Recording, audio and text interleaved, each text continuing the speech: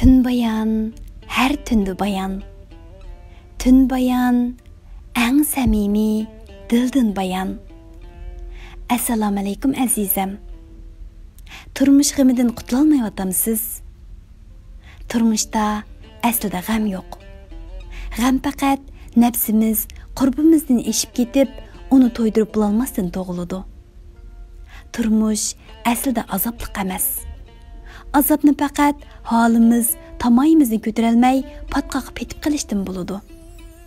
Hayotda eng og'ir dard cheklik zehn bilan cheksiz havasni qondirman deb eng qimmatli narsalardan mahrum qilishdir. Har xil oyga chiqmas havaslardan voz kechmay, o'z ichini qidirib, o'ziga eng muhimini izlamay turib, odamga qanoat va oddiylik huzur bo'lmaydi.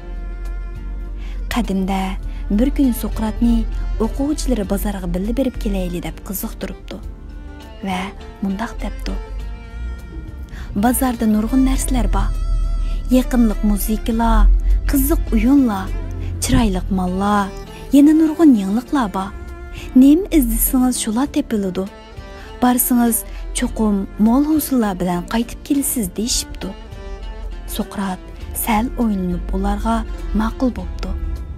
Әтісі сыныпқа кіршігіла балалар дәрхал оныңға олшуапты вә базардың немелерге ерішкенлігіні бәс-бәс соршыпты.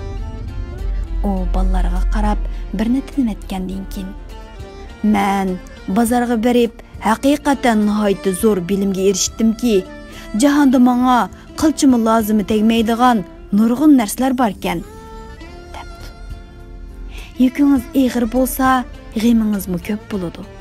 Şundaq, bu jahanda biz yep bakmagan narsalar, ko'rib bakmagan manzarlar, huzur ep bakmagan ishlar degan to'la.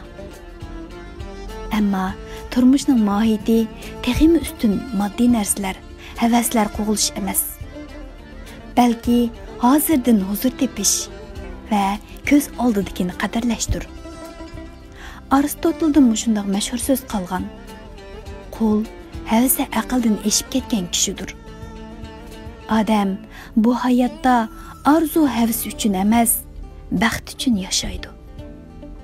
Hojatsiz havaslardan xalos bo'lib, qanoatdan xushlik tepib, o'z qalbiga sodiq bo'lgandila, ondan ozoda va mardon yashg'ul bo'ladi.